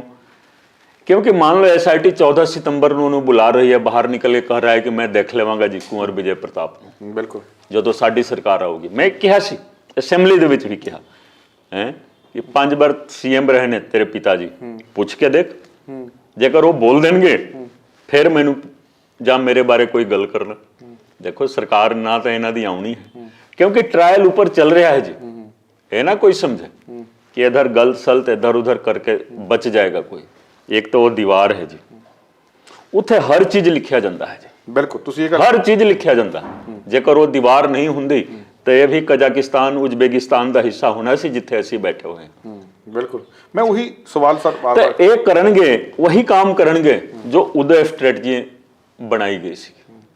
ਠੀਕ ਹੈ, ਲੇਕਿਨ ਜੇਕਰ ਮੰਨ ਲਓ ਸਾਡੀ ਸਰਕਾਰ ਦੇ ਵਿੱਚ ਉਸੇ ਸਟ੍ਰੈਟਜੀ ਤੇ ਕੰਮ ਹੁੰਦਾ ਹੈ ਤਾਂ ਲੋਕਾਂ ਨੇ ਪੁੱਛਣਾ ਹੈ, ਸਵਾਲ ਕਰਨਾ ਹੈ। ਅੱਜ ਵੀ ਮੈਨੂੰ ਤਾਂ ਦੇਖੋ ਲੋਕੀ ਸਵਾਲ ਹੀ ਕਰਦੇ ਨੇ ਕਿ ਤੁਹਾਡੀ ਸਰਕਾਰ ਹੈ ਜੀ। ਲੇਕਿਨ ਮੈਂ ਬਾਰ-ਬਾਰ ਇਹੀ ਕਹਿੰਦਾ ਕਿ ਠੀਕ ਹੈ ਮੇਰੀ ਸਰਕਾਰ ਹੈ, ਮੇਰੀ ਪਾਰਟੀ ਦੀ ਸਰਕਾਰ ਹੈ, ਮੈਂ ਲੇਕਿਨ MLA ਹਾਂ, ਮੈਂ ਡਿਸੀਜਨ ਮੇਕਰ ਨਹੀਂ ਹਾਂ ਉਹਦੇ ਵਿੱਚ। ਜਿਹਨਾਂ ਦੇ ਕੋਲ ਡਿਸੀਜਨ ਮੇਕਿੰਗ ਹੈ ਉੱਥੇ ਤੱਕ ਮੈਂ ਗੱਲ ਰੱਖਦਾ ਹਾਂ। ਲਿਖਤੀ ਤੌਰ ਤੇ ਵੀ ਤੁਸੀਂ ਦੇਖੋ, ਜਦੋਂ ਮੈਂ ਚਿੱਠੀ ਲਿਖਦਾ ਹਾਂ ਆਪਣੇ CM ਨੂੰ ਚਿੱਠੀ ਲਿਖ ਦਿੱਤੀ ਜੀ। ਮੈਂ ਆਪਣੇ ਨੂੰ ਨਹੀਂ ਲਿਖਾਂਦਾ ਤਾਂ ਕਿਸ ਨੂੰ ਲਿਖਾਂਗਾ? ਇਹ ਤੁਸੀਂ ਬਾਰ ਕਰ ਮੈਂ ਸਵਾਲ ਸਰ ਇਹ ਕਰਨਾ ਚਾਹੁੰਦਾ ਕਿ ਜਿਵੇਂ ਤੁਸੀਂ ਦੱਸਿਆ ਕਿ ਇਹ ਹਫਤੇ ਦਾ ਗੱਲ ਸੀਗੀ, ਇਹਦੇ ਵਿੱਚ ਇਨਸਾਫ ਮਿਲਣਾ ਹਫਤੇ ਦੀ ਗੱਲ ਸੀ। ਤੁਸੀਂ ਕਿਹਾ ਅਰਵਿੰਦ ਕੇਜਰੀਵਾਲ ਜੀ ਮਤਲਬ ਹਫਤੇ ਤੱਕ ਜੇਕਰ ਮੰਨ ਲਓ ਮੈਨੇਜ ਹੋ ਜਾਂਦਾ, ਇੱਕ ਸਟ੍ਰੈਟਜੀ ਬਣ ਜਾਂਦੀ, ਉਸ ਸਟ੍ਰੈਟਜੀ ਤੇ ਕੰਮ ਸ਼ੁਰੂ ਹੋ ਜਾਂਦਾ। ਪਰ ਹੁਣ ਤੁਹਾਡੀ ਸਰਕਾਰ ਨੂੰ ਵੀ ਬਣਿਆ ਨੂੰ ਸਾਲ ਹੋ ਗਿਆ, ਤੁਸੀਂ ਵੀ ਜਿਸ ਮੈਂ ਕੋਈ ਟਿੱਪਣੀ ਨਹੀਂ ਕਰ ਸਕਦਾ ਹਾਂ ਜੀ, ਇਸ ਬਾਰੇ ਕੋਈ ਟਿੱਪਣੀ ਨਹੀਂ ਕਰ ਸਕਦਾ। ਪਰ ਇੱਕ ਸਵਾਲ ਹੋਰ ਬੜਾ ਹੈ। ਮੈਂ ਠੀਕ ਹੈ, ਕੋਟਕਪੂਰਾ ਵਾਲੀ ਜਿਹੜੀ ਰਿਪੋਰਟ ਹੈ ਉਹ ਖਾਰਜ ਹੋਈ, ਤੁਸੀਂ ਆਪਣੇ ਨਿੱਜੀ ਤੌਰ ਤੇ ਉਸ ਚੀਜ਼ ਨੂੰ ਬਚਾਉਣ ਦੀ ਕੋਸ਼ਿਸ਼ ਕਰ ਰਹੇ ਹੋ ਤੇ ਸਰਕਾਰ ਨੂੰ ਵੀ ਅਪੀਲ ਕੀਤੀ। ਤੁਸੀਂ ਕਿਹਾ ਹਲੇ ਉਹਦੇ ਤੇ ਸਰਕਾਰ ਦਾ ਰਿਪਲਾਈ ਕੋਈ ਨਹੀਂ। ਪਰ ਜਿਹੜੀ ਤੁਹਾਡੀ ਦੂਜੀ ਬਹਿਬਲ ਕਲਾਂ ਵਾਲੀ ਰਿਪੋਰਟ ਸੀ ਜਿਸ ਨੂੰ ਤੁਸੀਂ ਨਿੱਜੀ ਤੌਰ ਤੇ ਬਚਾਇਆ, ਸਰਕਾਰ ਉਹਦੇ ਤੇ ਟ੍ਰਾਇਲ ਕਿਉਂ ਨਹੀਂ ਚਲਾ ਰਹੀ? ਦੇਖੋ ਮੈਂ ਦੋਵੇਂ ਕੇਸਾਂ ਦੀ ਲੜਾਈ ਲੜਦਾ ਰਿਹਾ ਜੀ, ਨੌਕਰੀ ਛੱਡਣ ਤੋਂ ਬਾਅਦ ਵੀ। ਇੱਕ ਜੋ ਰਿਪੋर्ट क्वेस हो गई कोटकपूरा वाली, ਉਸ ਦੇ ਖਿਲਾਫ ਮੈਂ ਡਬਲ ਬੈਂਚ ਦੇ ਸਾਹਮਣੇ ਅਪੀਲ ਕੀਤੀ। ਮੈਂ ਤਾਂ ਹੀ ਕਰ ਰਿਹਾ ਕਿ ਕੱਲ ਬੁੱਧਵਾਰ ਨੂੰ, ਠੀਕ ਹੈ, ਕੱਲ ਬੁੱਧਵਾਰ ਨੂੰ ਵੀ ਤਰੀਕ ਹੈ, ਮੈਂ ਵੀ ਜਾ ਸਕਦਾ ਹਾਂ। ਮੇਰੇ ਵਕੀਲ ਸਾਹਿਬ ਤਾਂ ਲਾਜ਼ਮੀ ਤੌਰ ਤੇ ਜਾਣਗੇ, ਲੇਕਿਨ ਤੁਸੀਂ ਦੇਖ ਲੈਣਾ ਉਹਨਾਂ ਦੇ ਵਕੀਲ ਨਹੀਂ ਜਾਣਗੇ। ਤੁਸੀਂ ਲਿਖ ਲਓ ਡਿਲੇ ਟੈਕਟਿਕਸ ਚੱਲ ਰਹੀ ਹੈ। ਤਾਂ ਉਹ ਮੈਂ ਬੇਨਤੀ ਕੀਤੀ ਕਿ ਇਸ ਅਪੀਲ ਨੂੰ ਹੁਣ ਸਰਕਾਰ ਜੁਆਇਨ ਕਰ ਲਵੇ। ਜੇਕਰ ਸਾਡੀ ਸਰਕਾਰ ਜੁਆਇਨ ਕਰ ਲੈਂਦੀ ਔਰ ਉਹ ਰਿਪੋर्ट ओपन हो जाता और ओके हो जाता, इंसाफ लाजमी तौर पर मिल जाना सी 5 ਤੋਂ 10% ਤਫਤੀਸ਼ ਬਕਾਇਆ ਸੀ ਸਿਰਫ।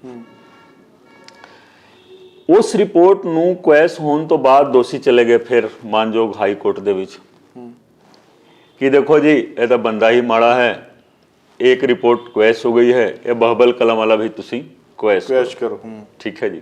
सुनवाई ਹੁੰਦੀ ਰਹੀ।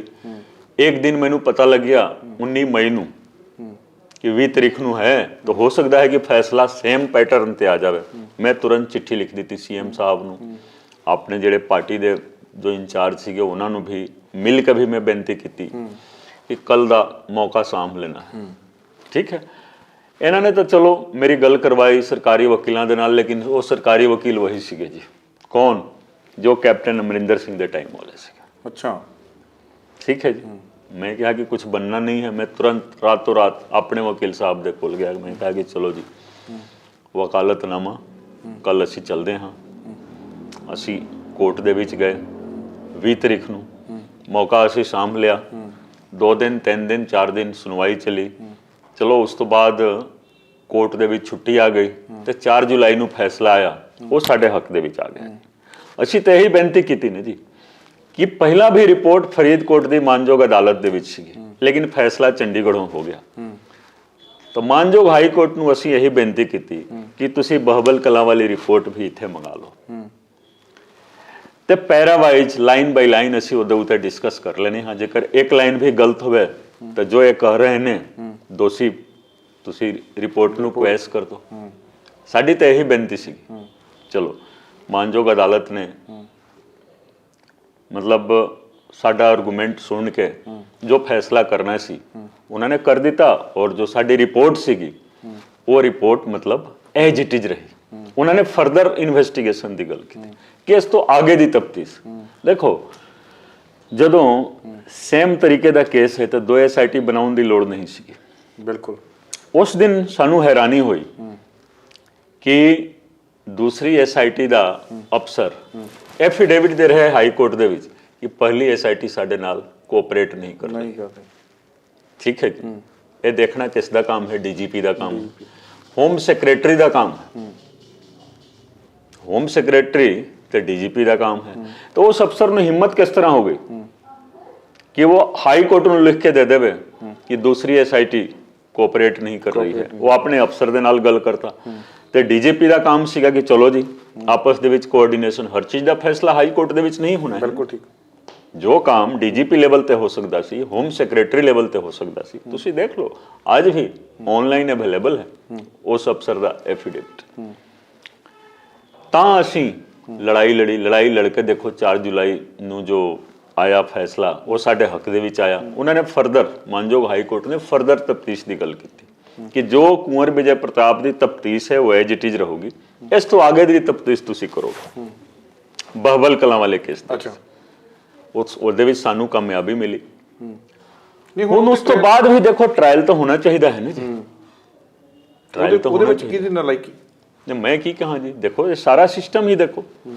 ਉੱਥੇ ਦੀ ਲੋਕਲ ਪੁਲਿਸ ਹੈ, SIT ਹੈ, ਪ੍ਰੋਸੀਕਿਊਸ਼ਨ ਬ੍ਰਾਂਚ ਹੈ। ਇਹ ਵੀ ਇੱਕ ਵਜ੍ਹਾ ਹੈ ਕਿ ਤੁਸੀਂ ਕਹਿੰਦੇ ਹੋ ਕਿ ਇਨਸਾਫ ਨਹੀਂ ਮਿਲਣਾ। ਨਹੀਂ ਦੇਖੋ, ਜੇਕਰ ਮੰਨ ਲਓ ਸਾਲ ਹੋ ਗਿਆ ਜੀ, ਸਾਲ ਹੋ ਗਿਆ ਔਰ ਉਸ ਤੋਂ ਬਾਅਦ ਵੀ ਕੋਈ ਸਟੇ ਤਾਂ ਨਹੀਂ ਸੀਗਾ। ਸਟੇ ਨਹੀਂ ਸੀਗਾ। ਮੰਨ ਲਓ ਮੇਰੇ ਰਿਜ਼ਾਈਨ ਕਰਨ ਤੋਂ ਬਾਅਦ ਇੱਕ ਰਿਪੋਰਟ ਖਾਰਿਜ ਹੋਣ ਤੋਂ ਬਾਅਦ ਕੋਈ ਸਟੇ ਨਹੀਂ ਸੀਗਾ, ਫਿਰ ਵੀ ਫਰੀਦਕੋਟ ਦੀ ਅਦਾਲਤ ਦੇ ਵਿੱਚ, ਸੈਸ਼ਨ ਅਦਾਲਤ ਦੇ ਵਿੱਚ ਪ੍ਰੋਸੈਸ ਸ਼ੁਰੂ ਹੋ ਸਕਦਾ ਸੀ। ਬਿਲਕੁਲ ਨਹੀਂ ਹੋ ਰਿਹਾ। ਗਵਾਹ ਜ਼ਿਆਦਾ ਟਾਈਮ ਇੰਤਜ਼ਾਰ ਨਹੀਂ ਕਰਦੇ ਜੀ। ਹੁਣ ਵੀ ਦੇਖੋ ਅਖਬਾਰਾਂ ਦੇ ਵਿੱਚ ਆਇਆ ਸੀ ਨਾ ਕਿ ਇੱਕ ਗਵਾਹ ਦੀ ਮੌਤ ਹੋ ਗਈ। ਹਫ਼ਤਾ ਪਹਿਲਾਂ ਅਖਬਾਰ ਦੇ ਵਿੱਚ ਆਇਆ ਸੀ, ਅਹਿਮ ਗਵਾਹ। ਤਾਂ ਉਸ ਦੀ ਭਰਪਾਈ ਕੋਈ ਕਰ ਨਹੀਂ ਸਕਦਾ ਜੀ, ਕੋਈ ਨਹੀਂ ਕਰ ਸਕਦਾ। ਬਾਕੀ ਗਵਾਹ ਕਈ ਬੋਲਦੇ ਨੇ ਕਿ ਉਹਨਾਂ ਨੂੰ ਵੀ ਉਮੀਦ ਸੀਗੀ ਕਿ ਕੋਈ ਕੰਪਨਸੇਸ਼ਨ ਮਿਲੇਗਾ। ਦੇਖੋ ਮਲੇਰਕੋਟਲਾ ਦੇ ਵਿੱਚ ਮੈਂ ਜਾਣਾ ਹੈ ਜੀ, ਉੱਥੇ ਇੱਕ ਮਾਈਨਰ ਮੀਨਸ ਕਿ 17-18 ਸਾਲ ਦਾ ਲੜਕਾ ਹੋਊਗਾ ਜੀ, ਜਾਂ ਮੰਨ ਲਓ 19 ਸਾਲ ਦਾ ਹੋਊਗਾ। ਅੱਜ ਵੀ ਉਹਦਾ ਨਿਊਰੋ ਦਾ ਇਲਾਜ ਚੱਲ ਰਿਹਾ ਹੈ। ਅੱਜ ਵੀ ਨਿਊਰੋ ਦਾ ਇਲਾਜ ਚੱਲ ਰਿਹਾ ਹੈ। ਉਹ ਤੁਰ ਫਿਰ ਨਹੀਂ ਸਕਦਾ। ਉਹਦਾ ਬਿਆਨ ਵੀ ਉਹਦੇ ਪਿਤਾ ਜੀ ਨੇ ਦਿੱਤਾ ਸੀ। ਬਾਅਦ ਦੇ ਵਿੱਚ ਘਰੇ ਜਾ ਕੇ ਥੋੜਾ ਸਾ ਬਿਆਨ ਅਸੀਂ ਲਿਆ ਉਹਨੂੰ ਬੋਲਣ ਦੇ ਵਿੱਚ ਵੀ ਤਕਲੀਫ ਹੈ। ਜ਼ਿੰਮੇਵਾਰ ਕੌਣ ਹੈ ਜੀ? ਜ਼ਿੰਮੇਵਾਰ ਕੌਣ ਹੈ? ਉਹ ਗਵਾਹ ਹੈ, ਉਹ ਕੋਟਕਪੂਰਾ ਗਿਆ ਸੀ, ਇੰਨੀ ਜ਼ਿਆਦਾ ਮਤਲਬ ਕੁਟਾਈ ਉਹਦੀ ਹੋਈ ਅੱਛਾ ਕਿ ਉਹਨੂੰ ਨਿਊਰੋ ਦਾ ਪ੍ਰੋਬਲਮ ਹੋ ਗਿਆ, ਤੁਰ ਫਿਰ ਨਹੀਂ ਸਕਦਾ ਜੀ। ਅੱਛਾ, ਇਲਾਜ ਪ੍ਰਾਈਵੇਟ ਕਰਵਾ ਰਹੇ ਨੇ ਲੋਕ। ਤਾਂ ਲੋਕਾਂ ਨੂੰ ਇਹ ਉਮੀਦ ਸੀਗੀ ਨਾ ਕਿ ਸਰਕਾਰੀ ਤੌਰ ਤੇ ਇਲਾਜ ਹੋ ਜਾਏਗਾ, ਕੇਸ ਦੇ ਵਿੱਚ ਇਨਸਾਫ ਮਿਲੂਗਾ, ਲੇਕਿਨ ਇਨਸਾਫ ਤਾਂ ਦੇਖੋ ਉਹ ਕਿਸ ਤਰ੍ਹਾਂ ਜਾਣਗੇ ਅਦਾਲਤ ਦੇ ਵਿੱਚ, ਸਾਰੇ ਡਿਸਕਰੇਜ ਹੋ ਜਾਂਦੇ ਨੇ। ਤਾਂ ਹੀ ਕਿਹਾ ਜਾਂਦਾ ਹੈ justice delayed is justice denied. ਮੈਂ ਦੇਖੋ ਸਿੰਸੀਅਰ ਹਾਂ, ਅੱਜ ਵੀ ਸਿੰਸੀਅਰ ਹਾਂ। ਅੱਜ ਤੋਂ ਵੀ ਜੇਕਰ ਸਿੰਸੀਅਰਲੀ ਸੀਰੀਅਸਲੀ ਕੰਮ ਸ਼ੁਰੂ ਕੀਤਾ ਜਾਵੇ, ਅਦਾਲਤਾਂ ਤੋਂ ਵੀ ਇਨਸਾਫ ਮਿਲ ਸਕਦਾ ਹੈ। ਲੇਕਿਨ SIT ਵਹੀ ਹੈ। ਇਹ ਹੋਣਾ ਚਾਹੀਦਾ ਸੀ ਕਿ SIT ਨੂੰ ਤੁਰੰਤ, ਜਦੋਂ ਸਰਕਾਰ ਬਣੀ SIT ਨੂੰ ਰੀਕਨਸਟੀਟਿਊਟ ਕਰ ਦੇਣਾ ਚਾਹੀਦਾ ਸੀ। ਠੀਕ ਹੈ ਕਿ ਨਵੀਂ ਤੇ ਇਹ SIT ਹਾਈ ਕੋਰਟ ਨੇ ਨਹੀਂ ਬਣਾਈ ਹੈ, SIT ਹਾਈ ਕੋਰਟ ਦੇ ਆਰਡਰ ਤੇ ਸਰਕਾਰ ਨੇ ਬਣਾਈ ਸੀ। ਜੇਕਰ SIT ਰੀਕਨਸਟੀਟਿਊਟ ਹੋ ਜਾਂਦੀ, ਅਪੀਲ ਜਿਹੜੀ ਸੀਗੀ ਸਰਕਾਰ ਵੱਲੋਂ ਜੁਆਇਨ ਕਰ ਲਿਆ ਜਾਂਦਾ, ਲੇਕਿਨ ਇਹ ਡਿਸੀਜਨ ਪਹਿਲੇ ਹਫਤੇ ਦੇ ਵਿੱਚ ਹੋਣਾ ਸੀ। ਚਲੋ ਜਦੋਂ ਸਰਕਾਰ ਬਣਦੀ ਹੈ ਤਾਂ ਉਦੋਂ ਮਤਲਬ ਕਈ ਹੋਰ ਚੀਜ਼ਾਂ ਵੱਲ ਧਿਆਨ ਚਲਾ ਜਾਂਦਾ ਹੈ। ਲੇਕਿਨ ਅਸੀਂ ਲੜਾਈ ਲੜੇ ਸੀ, ਜਦੋਂ ਵਾਅਦਾ ਕਰਕੇ ਸਰਕਾਰ ਗਏ ਸੀ ਸੱਤਾ ਦੇ ਵਿੱਚ ਆਪਣਾ ਏਜੰਡਾ ਵੀ ਤਾਂ ਪੂਰਾ ਕਰਨਾ ਸੀਗਾ। ਲੇਕਿਨ ਉਦੋਂ ਦੇਖੋ ਜਦ ਕਿ ਗੱਲ ਵੀ 24 ਘੰਟਿਆਂ ਦੀ ਹੋਈ, ਜੋ ਵੀ ਸੀਗਾ, ਜੋ 24 ਘੰਟੇ ਦਾ ਸੀ, ਲੇਕਿਨ ਮੰਨ ਲਓ ਜੋ 7 ਦਿਨ ਦੇ ਅੰਦਰ ਅੰਦਰ ਜੇਕਰ ਸਟ੍ਰੈਟਜੀ ਬਣ ਜਾਂਦੀ, ਫਿਰ ਜਾ ਕੇ ਇਨਸਾਫ ਮਿਲਣਾ ਸੀ। ਠੀਕ ਹੈ, ਲੇਕਿਨ ਹੁਣ ਸਿਸਟਮ ਤੁਸੀਂ ਦੇਖੋਗੇ, ਉਹ ਜਿਹੜੇ SIT ਦੇ ਮੈਂਬਰ ਸੀਗੇ ਉਹਨਾਂ ਨੂੰ ਵੀ ਲੱਗ ਗਿਆ ਕਿ ਚਲੋ ਜੀ ਇਹਨੂੰ ਠੰਡੇ ਬਸਤੇ ਦੇ ਵਿੱਚ ਪਾ ਦਿਓ। ਦੂਸਰੀ SIT ਸੀਗੀ ਜੋ ਮੈਨੂੰ ਪਤਾ ਲੱਗਿਆ ਜਦੋਂ ਅਸੀਂ ਅਦਾਲਤ ਦੇ ਵਿੱਚ ਗਏ, ਤਾਂ ਸਾਨੂੰ ਇਹ ਪਤਾ ਲੱਗਿਆ ਕਿ ਦੂਸਰੀ SIT ਵਾਲੇ ਅਫਸਰ ਸੋਚਦੇ ਸੀ ਕਿ ਇਸ ਰਿਪੋਰਟ ਨੇ ਵੀ ਕੁਐਸ ਹੋ ਜਾਣਾ ਹੈ, ਫਿਰ 3-4 ਸਾਲ ਦਾ ਸਮਾਂ ਲਗਾ ਲਓ ਜੀ।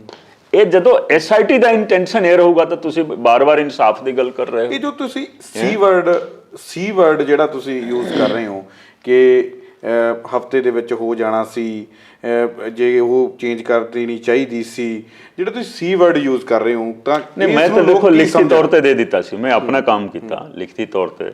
ਅਸੈਂਬਲੀ ਦਾ ਸੈਸ਼ਨ ਆਇਆ, ਮੈਂ ਉਹਦੇ ਵਿੱਚ ਕਾਲ ਅਟੈਂਸ਼ਨ ਮੂਵ ਕੀਤਾ ਸੀ। ਕਾਲ ਅਟੈਂਸ਼ਨ ਮੂਵ ਕਰਨਾ ਛੋਟੀ ਗੱਲ ਥੋੜਾ ਹੁੰਦੀ ਹੈ। ਕਾਲ ਅਟੈਂਸ਼ਨ ਮੇਰਾ ਡਿਨਾਈ ਹੋ ਗਿਆ, ਚਲੋ ਮੈਂ ਉਹਦੇ ਉੱਤੇ ਕੋਈ ਟਿੱਪਣੀ ਨਹੀਂ ਕਰਦਾ, ਲੇਕਿਨ ਮੈਂ 0 ਆਵਰ ਦੇ ਵਿੱਚ ਆਖਰੀ ਦਿਨ ਤਾਂ ਮੈਂ ਗੱਲ ਕੀਤੀ ਨਾ ਜੀ ਕਿ ਇਹਦੇ ਉੱਤੇ ਮੈਨੂੰ ਤੁਸੀਂ 10 ਮਿੰਟ ਦਾ ਦੇ ਦਿਓ ਜਾਂ 30 ਮਿੰਟ ਦਾ ਬਹਿਸ ਕਰਾਓ, ਮੈਂ ਕੀਤੀ ਨਾ ਜੀ। ਕਿਉਂ? ਮੈਂ ਸੀਰੀਅਸਲੀ ਤੇ ਸਿੰਸੀਅਰਲੀ ਇਸ ਮੁੱਦੇ ਦੇ ਨਾਲ ਜੁੜਿਆ ਹੋਇਆ ਹਾਂ ਜੀ। ਅੱਗੇ IPS ਦੀ ਨੌਕਰੀ ਛੱਡੀ ਹੈ ਜੀ ਇਸੇ ਮੁੱਦੇ ਦੇ ਉੱਤੇ। ਠੀਕ ਹੈ, ਤੇ ਮੈਂ ਤਾਂ ਉਹੀ ਗੱਲ ਬੋਲਾਂਗਾ ਜੋ ਮੈਂ ਪਹਿਲਾਂ ਤੋਂ ਬੋਲਦਾ ਆ ਰਿਹਾ ਹਾਂ। ਜੋ 9 ਅਪ੍ਰੈਲ 2021 ਨੂੰ ਮੈਂ ਬੋਲਦਾ ਸੀ, ਅੱਜ ਵੀ ਮੈਂ ਵਹੀ ਗੱਲ ਕਰਾਂਗਾ।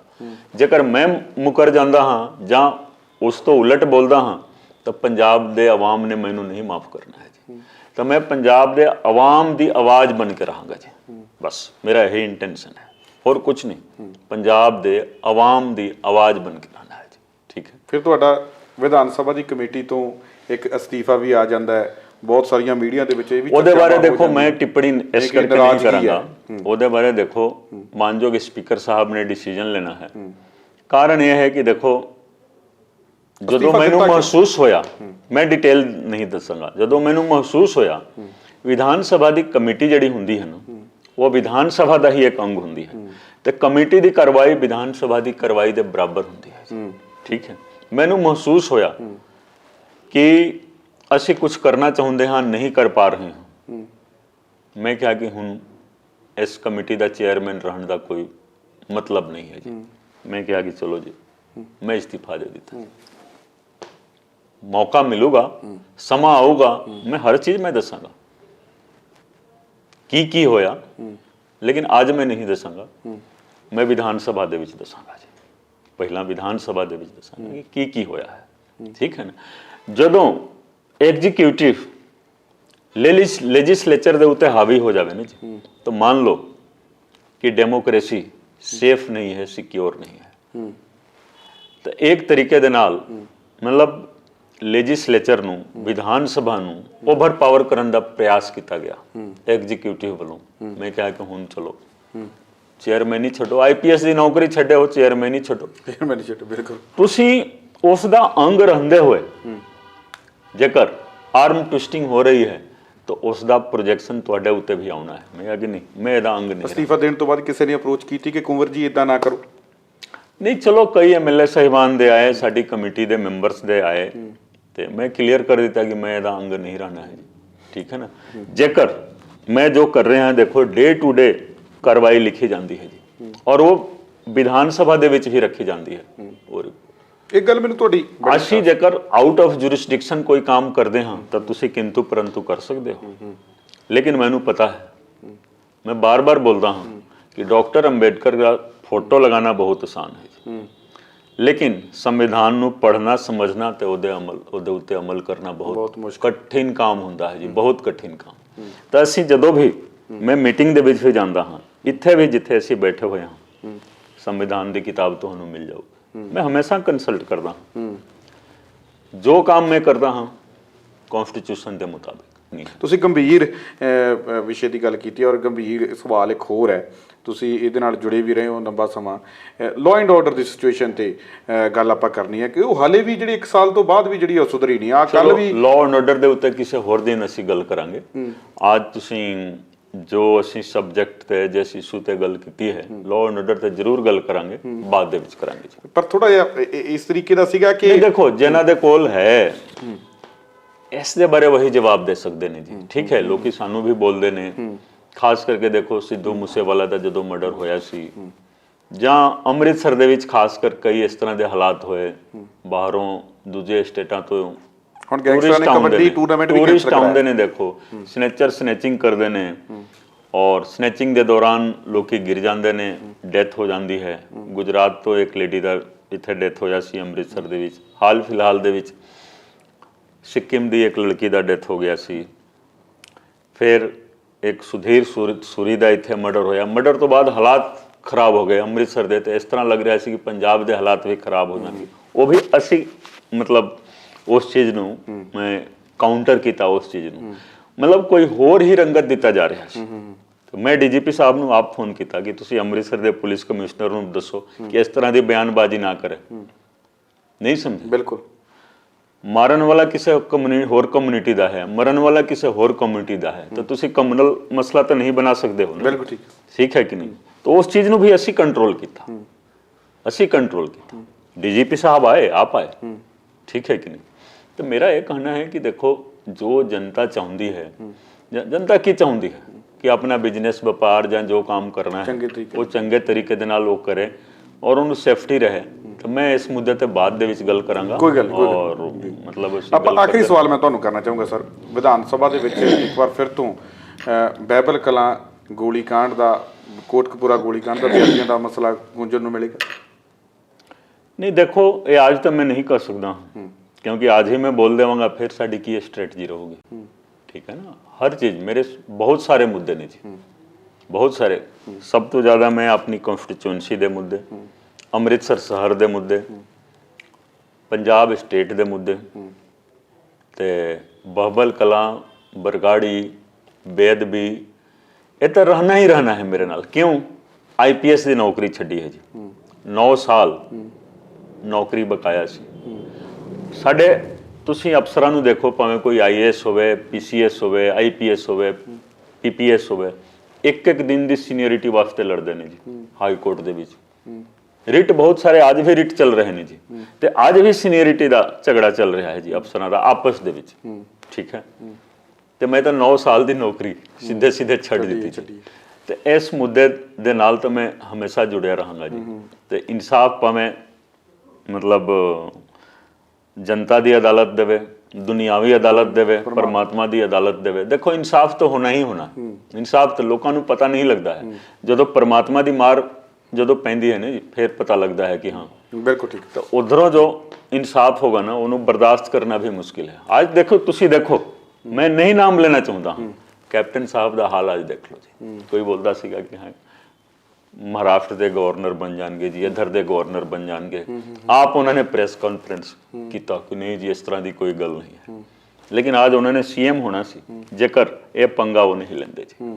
ਜਾਂ जिस तरह मैं कह रहा सी, मैं की किया कि रिपोर्ट ਨੂੰ बचाओ, ਤੁਸੀਂ 10 ਵਕੀਲ बैठा लो, एक लाइन भी जेकर ਉਹਦੇ ਵਿੱਚ ਗਲਤ ਹੋਵੇ ਬਾਰ-ਬਾਰ ਅੱਜ ਤੱਕ ਇਹ ਗੱਲ ਕਹਿੰਦੇ ਰਹੇ। ਮੈਂ ਕਿਹਾ ਕਿ ਤੁਸੀਂ ਆਪ ਤਾਂ ਉਹਦੇ ਉੱਤੇ ਸਰਟੀਫਿਕੇਟ ਦਿੱਤਾ ਹੋਇਆ ਹੈ।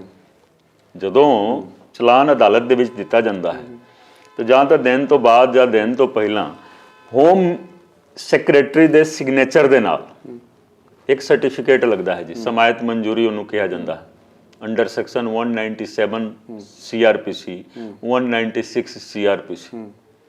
ਜਦੋਂ ਤੱਕ ਸਮਾਇਤ ਮਨਜ਼ੂਰੀ ਨਾ ਹੋਵੇ ਅਦਾਲਤ ਦੇ ਵਿੱਚ ਟ੍ਰਾਇਲ ਹੀ ਨਹੀਂ ਹੋ ਸਕਦਾ ਹੈ। ਤਾਂ ਕੈਪਟਨ ਸਾਹਿਬ ਨੇ ਤਾਂ ਆਪ ਦਿੱਤਾ ਹੋਇਆ ਹੈ ਜੀ, ਚੀਫ ਮਿਨਿਸਟਰ ਸੀਗੇ, ਹੋਮ ਡਿਪਾਰਟਮੈਂਟ ਦੇ ਇੰਚਾਰਜ ਸੀਗੇ, ਉਹ ਆਪ ਜਦੋਂ ਸਾਈਨ ਕਰਦੇ ਨੇ ਫਿਰ ਹੋਮ ਸੈਕਟਰੀ ਉਹ ਸਰਟੀਫਿਕੇਟ ਦਿੰਦੇ। ਬਿਲਕੁਲ। ਤਾਂ ਜਿੱਥੇ CM ਦਾ ਸਰਟੀਫਿਕੇਟ ਹੋਵੇ ਉਸ ਚੀਜ਼ ਨੂੰ ਤੁਸੀਂ ਕੁਐਸ਼ ਕਰਵਾ ਰਹੇ ਹੋ। ਬਿਲਕੁਲ ਹੈ ਇਟ ਮੀਨਸ ਕਿ ਸਾਈਨ ਕਰਨ ਤੋਂ ਪਹਿਲਾਂ ਤੁਸੀਂ ਨਹੀਂ ਦੇਖਿਆ, ਸਾਈਨ ਕਰਨ ਤੋਂ ਪਹਿਲਾਂ ਤੁਸੀਂ ਰਿਪੋਰਟ ਤੁਸੀਂ ਉਹਦੇ ਵਿੱਚ ਲਿਖ ਰਹੇ ਹੋ ਕਿ ਬਹੁਤ ਹੀ ਬਰੀਕੀ ਦੇ ਨਾਲ ਪੜ੍ਹਿਆ ਗਿਆ, ਪੜ੍ਹ ਕੇ ਇਹਨੂੰ ਮਤਲਬ ਉਹ ਕੀਤਾ ਗਿਆ, ਉੱਥੇ ਲੀਗਲ ਐਡਵਾਈਜ਼ਰ ਦਾ ਵੀ ਸਿਗਨੇਚਰ ਹੁੰਦਾ, ਤਾਂ ਤੁਸੀਂ ਤਾਂ ਆਪ ਸਾਰਾ ਮਤਲਬ ਕੀਤਾ। ਤਾਂ ਇਸ ਤਰੀਕੇ ਦੇ ਨਾਲ ਦੇਖੋ ਇਸ ਕੇਸ ਨੂੰ ਮੈਂ ਵੀ ਸਮ ਅਪ ਕਰਦਾ ਹਾਂ, ਸਮਾਂ ਲੰਮਾ ਹੋ ਗਿਆ, ਪੋਲੀਟੀਸਾਈਜ਼ ਕਰ ਦਿੱਤਾ ਗਿਆ, ਪਹਿਲੇ ਦਿਨ ਤੋਂ ਹੀ ਪੋਲੀਟੀਸਾਈਜ਼ ਹੋ ਗਿਆ। ਤਾਂ ਜਦੋਂ ਕੋਈ ਚੀਜ਼ ਪੋਲੀਟੀਸਾਈਜ਼ ਹੋ ਜਾਂਦਾ ਹੈ ਤਾਂ ਉਹ ਲੰਬਾ ਚੱਲਣਾ। ਔਰ ਇਹ ਕੇਸ ਤੁਸੀਂ ਦੇਖ ਲੈਣਾ, ਪੰਜਾਬ ਦੀ ਰਾਜਨੀਤੀ ਤੇ ਇੰਡੀਆ ਦੀ ਰਾਜਨੀਤੀ ਨੂੰ ਘੱਟੋ ਘੱਟ 200 ਸਾਲ ਤੱਕ, ਇਸ ਚੀਜ਼ ਨੂੰ ਨੋਟ ਕਰ ਲੈਣਾ, 200 ਸਾਲ ਤੱਕ ਪ੍ਰਭਾਵਿਤ ਕਰੂਗਾ ਜੀ, 200 ਸਾਲ ਤੱਕ। ਇਹਨੂੰ ਕੋਈ ਸਧਾਰਨ ਕੇਸ ਨਾ ਸਮਝੇ, ਇਹ ਪੰਜਾਬ ਸਟੇਟ ਦੇ ਐਗਜ਼ਿਸਟੈਂਸ ਦਾ ਸਵਾਲ ਹੈ, ਇਸ ਮੁਲਕ ਦੇ ਐਗਜ਼ਿਸਟੈਂਸ ਦਾ ਸਵਾਲ ਹੈ। ਤੁਸੀਂ ਇਨਸਾਫ ਹੀ ਨਾ ਦਿਓ ਜੀ। ਇੱਥੇ ਤਾਂ 323-24 ਦਾ ਕੋਈ ਕੇਸ ਹੁੰਦਾ ਹੈ, ਚਲੋ ਜੀ ਫੜੋ ਜੀ, ਬੰਦਾ ਗਰੀਬ ਹੈ, ਬਿਲਕੁਲ ਠੀਕ ਹੈ, ਚਲੋ ਫੜ ਕੇ ਅੰਦਰ ਕਰੋ, ਜੇਲਾਂ ਦੇ ਵਿੱਚ ਜਾ ਕੇ ਦੇਖੋ। ਮੈਂ ਤਾਂ ਨੌਕਰੀ ਵੀ ਕੀਤੀ ਹੈ ਔਰ ਤੁਸੀਂ ਦੇਖੋਗੇ ਉਦੋਂ ਦੇ ਸੈਸ਼ਨ ਜੱਜ ਸਾਹਿਬ ਨੂੰ ਬੇਨਤੀ ਕਰਕੇ ਮੈਂ ਹਜ਼ਾਰਾਂ ਦੀ ਸੰਖਿਆ ਦੇ ਵਿੱਚ ਲੋਕਾਂ ਨੂੰ ਮੈਂ ਕਿਹਾ ਕਿ ਨਹੀਂ ਜੀ ਇਹਨਾਂ ਨੂੰ ਬਾਹਰ ਕਰੋ ਜੀ। ਇਹਨਾਂ ਦਾ ਕੀ 10 ਬੋਤਲ ਸ਼ਰਾਬ, 10 ਬੋਤਲ ਦੀ ਸ਼ਰਾਬ ਫੜੀ ਗਈ, ਕੋਈ ਜ਼ਮਾਨਤ ਦੇਣ ਵਾਲਾ ਨਹੀਂ ਹੈ ਤੇ ਸਾਲ ਤੋਂ ਜੇਲਾਂ ਦੇ ਵਿੱਚ ਧੱਕੇ ਖਾ ਰਹੇ ਨੇ ਲੋਕ। ਬਿਲਕੁਲ। ਔਰ ਉੱਥੇ ਡਰੱਗਸ ਵੇਚਣ ਵਾਲਾ ਕੋਈ ਵੱਡਾ ਆਦਮੀ ਉਹ ਅਫਸਰਾਂ ਦੇ ਨਾਲ ਤੇ ਲੀਡਰਾਂ ਦੇ ਨਾਲ ਬਹਿ ਕੇ ਆਪਣਾ ਸਾਨੋ ਸ਼ੌਕਤ ਦੇ ਨਾਲ ਜ਼ਿੰਦਗੀ ਜੀ ਰਿਹਾ ਹੈ ਜੀ। ਤੇ ਇਸ ਕਰਕੇ ਦੇਖੋ ਇਸ ਲੀਗਲ ਸਿਸਟਮ ਨੂੰ ਠੀਕ ਕਰਨਾ ਜ਼ਰੂਰੀ ਹੈ। ਔਰ ਜਦੋਂ ਤੱਕ ਅਸੀਂ ਠੀਕ ਨਹੀਂ ਕਰਾਂਗੇ ਜਨਤਾ ਨੂੰ ਕਿਸ ਤਰ੍ਹਾਂ ਇਨਸਾਫ ਮਿਲੂਗਾ। ਸਭ ਤੋਂ ਵੱਡੀ ਗੱਲ ਹੁੰਦੀ ਹੈ ਕਿ ਜਿੱਥੇ ਤੁਸੀਂ ਰਹਿ ਰਹੇ ਹੋ, ਜਿਸ ਸੋਸਾਇਟੀ ਦੇ ਵਿੱਚ ਹੋ, ਸਿਸਟਮ ਦੇ ਉੱਤੇ ਜਨਤਾ ਦਾ ਵਿਸ਼ਵਾਸ ਰਹਿਣਾ ਜ਼ਰੂਰੀ ਹੈ। ਆਫਟਰ ਆਲ ਜਨਤਾ ਵੋਟ ਐਸੇ ਕਰਕੇ ਦਿੰਦੀ ਹੈ। ਤੇ ਇਸ ਕਰਕੇ ਸਾਡਾ ਮਕਸਦ ਹੈ ਕਿ ਸਿਸਟਮ ਦੇ ਉੱਤੇ ਜਨਤਾ ਦਾ ਵਿਸ਼ਵਾਸ ਰਹੇ। ਤੁਸੀਂ ਡਿਸਪਲਿਨ ਦੀ ਗੱਲ ਕੀਤੀ, ਅਸੀਂ ਆਪਣੀ ਪਾਰਟੀ ਨੂੰ ਹਰ ਤਰੀਕੇ ਦੇ ਨਾਲ ਮਜ਼ਬੂਤ ਕਰ ਰਹੇ ਹਾਂ, ਆਪਣੀ ਸਰਕਾਰ ਨੂੰ ਵੀ ਅਸੀਂ ਮਜ਼ਬੂਤੀ ਪ੍ਰਦਾਨ ਕਰ ਰਹੇ ਹਾਂ।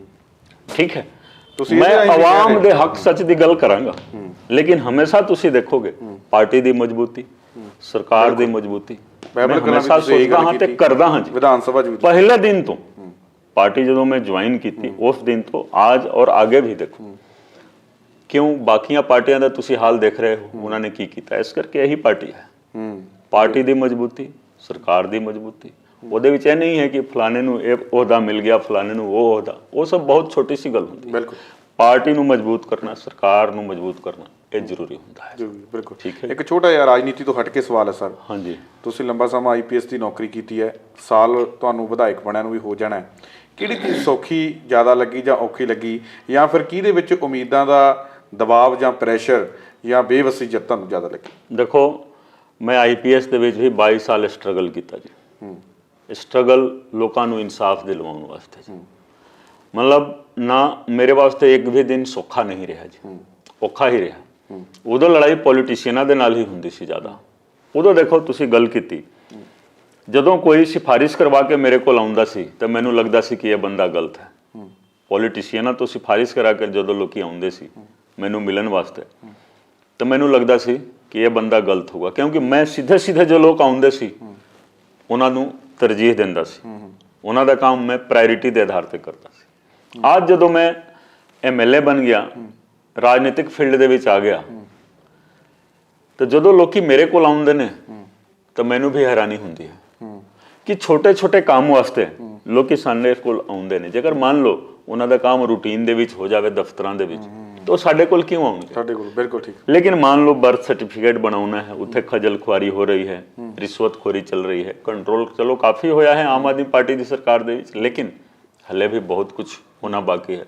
ਕਿਸੇ ਵੀ ਦਫ਼ਤਰ ਦੇ ਵਿੱਚ ਤੁਸੀਂ ਜਾਓ, ਕੁਛ ਨਾ ਕੁਛ ਪਰੇਸ਼ਾਨੀ ਹੈ, ਤਾਂ ਹੀ ਲੋਕੀ ਸਾਡੇ ਕੋਲ ਆਉਂਦੇ ਨੇ। 2 ਵਾਰੀ 3 ਵਾਰੀ 4 ਵਾਰੀ ਜਾਣਗੇ, ਜਾਂ ਤੇ ਰਿਸ਼ਵਤ ਦੇਣਗੇ ਜਾਂ ਸਾਡੇ ਕੋਲ ਆਉਣਗੇ। ਠੀਕ ਹੈ ਨਾ, ਇਹੀ ਹੁੰਦਾ ਹੈ। ਤਾਂ ਫਰਕ ਸਿਰਫ ਇਹੀ ਹੈ ਕਿ ਜਦੋਂ ਮੈਂ ਆਈਪੀਐਸ ਦੀ ਨੌਕਰੀ ਦੇ ਵਿੱਚ ਸੀਗਾ ਤਾਂ ਸਿੱਧੇ ਸਿੱਧੇ ਜਦੋਂ ਲੋਕ ਆਉਂਦੇ ਸੀ ਉਹ ਮੈਨੂੰ ਸੱਚੇ ਲੱਗਦੇ ਸੀਗੇ, ਉਹਨਾਂ ਦਾ ਕੰਮ ਪ੍ਰਾਇੋਰਿਟੀ ਤੇ ਹੁੰਦਾ ਸੀ। ਅੱਜ ਜਦੋਂ ਮੈਂ ਵੇਖਦਾ ਹਾਂ ਤਾਂ ਇਹ ਲੱਗ ਰਿਹਾ ਹੈ ਕਿ ਦੇਖੋ ਸਿਸਟਮ ਕਾਫੀ ਡਿਟਰੀਏਟ ਕਰ ਗਿਆ ਹੈ ਪਿਛਲੇ 20-22 ਸਾਲਾਂ ਦੇ ਦੌਰਾਨ।